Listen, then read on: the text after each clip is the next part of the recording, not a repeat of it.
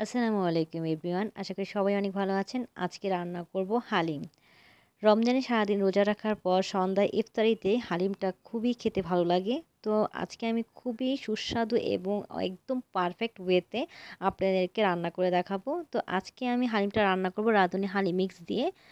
তো প্যাকেটটা ছিঁড়ে আমি আপনাদেরকে দেখিয়ে দিচ্ছি এর মধ্যে কী কী থাকে। এখানে ২টা স্যাশে থাকে, একটা হচ্ছে চাল ডালের মিক্স আর একটা হচ্ছে হালিম মিক্স। তো প্রথমেই আমি চাল ডালের মিক্সটা এটা একটা বাটিতে ভিজিয়ে রাখবো।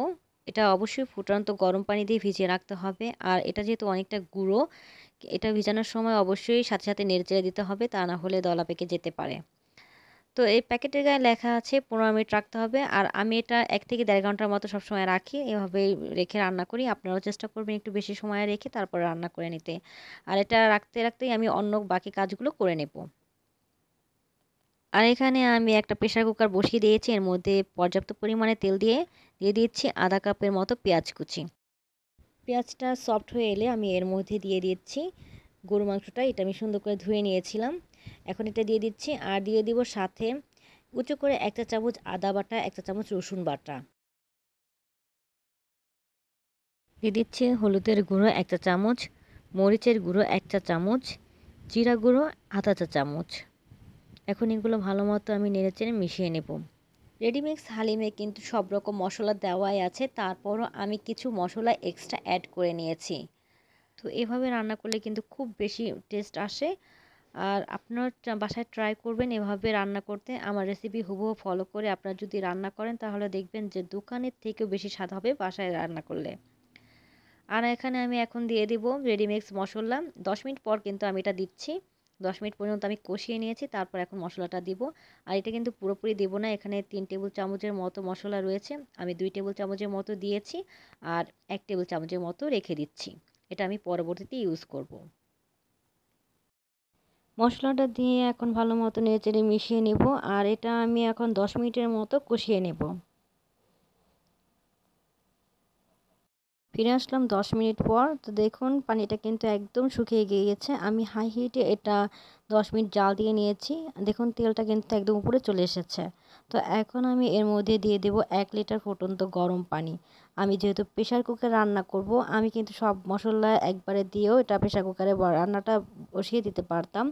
কিন্তু আমার কাছে এই ওয়েতে রান্না করলে সেইটা বেশি স্বাদের মনে হয়। তো এর জন্য আমি প্রথমে একটু কষিয়ে তারপরে প্রেসার কুকারে একবারে ৪০ মিনিটের জন্য রান্না করে নেই। তো ফিরে আসছে ৪০ মিনিট পর। তো দেখুন আমার এটা কিন্তু খুব সুন্দর সিদ্ধ হয়ে গিয়েছে আর এত সুন্দর একটা স্মেল বের হয়েছে, যেটা আমি আপনাদেরকে শোনাতে পারছি না, বাট মানে সত্যি পুরো ঘর একদম সুন্দর একটা ফ্লেভারে ভরে গিয়েছে। তো আমি কিন্তু মাংসটা অন্য একটা ছড়ানো পাত্রে ঢেলে নিয়েছি, এটাতে রানলে সুবিধা হবে যে এটা খুব ভালো মতো নাড়াচাড়া করা যাবে। চাল ডালের মিক্সটা এখন আমি এটার মধ্যে মাংসের মধ্যে ভালো মতো মিশিয়ে নিব। একটু নেড়েচেড়ে এটা ১০ মিনিটের মতো আমি মাংসের সাথে এটা কষিয়ে নেব। এতে করে চাল ডালের যে একটা কাঁচা গন্ধ সেটা কিন্তু কিছুটা হলেও লাঘব হবে। এটা কষাতে কষাতে যখনই দেখবেন এটা অনেকটা ঘন হয়ে এসেছে তখনই দিতে হবে পানি। আমি এখানে ১.৫ লিটারের মতো ফুটন্ত গরম পানি দিয়েছি। আর গরম পানিটা দেওয়ার সাথে সাথেই কিন্তু বলক চলে এসেছে। আর ঠিক যখনই বলক চলে আসবে তখনই চুলার জালটা একদম লো করে দিতে হবে। আর এই লোতেই কিন্তু ১.৫ থেকে ২ ঘন্টার মতো অল্প আঁচে রেখে তারপর রান্না করতে হবে। আর আরেকটা জিনিস আপনারা সবসময় মাথায় রাখবেন, সেটা হচ্ছে হালিমটা যত বেশিক্ষণ অল্প আঁচে জাল দিতে পারবেন ততই কিন্তু এটার টেস্ট বাড়বে। হালিমটা চুলায় জাল হয়েছে প্রায় ১.৫ ঘন্টা হয়েছে। এরই মধ্যে কিন্তু আমি কয়েকবার এসে নাড়াচাড়া দিয়েছি। যদি অনেকক্ষণ পর্যন্ত চুলায় একই রকমভাবে থাকে, যদি নাড়াচাড়া না করা হয় তাহলে দেখবেন যে তলানিতে লেগে যাবে অথবা পুড়ে যেতে পারে।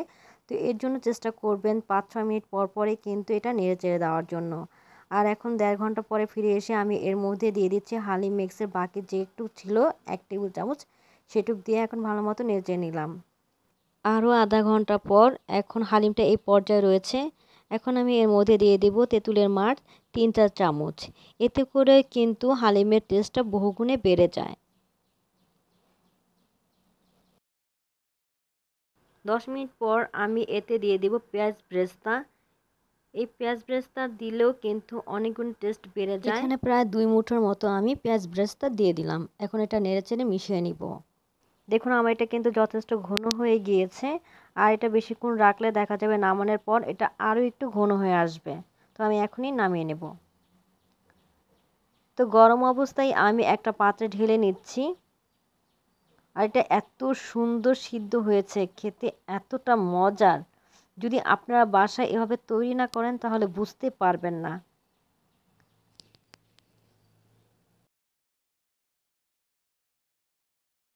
এরপর আমি এই হালিমের উপরে একটু ফোড়ন দিব। তো এর জন্য এখানে কিছুটা রসুন কুচি নিয়েছি আর নিয়েছি 2টা শুকনো মরিচ। সরিষার তেলের মধ্যে এটা একটু আমি ভেজে নিচ্ছি। আপনারা যদি সরিষার তেলটা পছন্দ না করেন তাহলে সয়াবিন তেল দিয়েও কিন্তু ফোড়নটা দিতে পারেন।